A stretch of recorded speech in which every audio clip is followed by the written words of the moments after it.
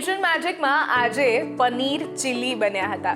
Paneer chilli દરેકના ઘરમાં બનતા નથી. આ એક સરસ મજાની સ્ટાર્ટર રેસિપી છે કે જેને આપણે સૂપ ગરમા ગરમ હોય તો એની સાથે એન્જોય કરતા હોઈએ છીએ. પનીર જો તમારે ઘરે બનાવવું હોય તો બહુ જ ઇઝી રીત છે. કેવી રીતે બનાવવું પનીર એની વાત જરા ધ્યાનથી સાંભળજો.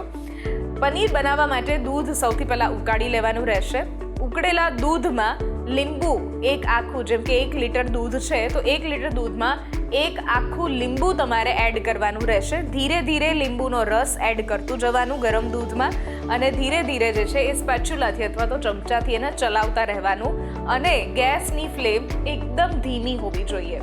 10 થી 15 મિનિટમાં જો તમે આ રીતે ધીરે ધીરે ચલાવતા રહેશો તો પનીર અને પાણી છૂટું પડી જશે અને ત્યાર પછી જે વાપરીએ છીએ એ પનીર લગભગ 1 લીટરમાંથી 200 ગ્રામ જેટલું પનીર બનતું હોય છે.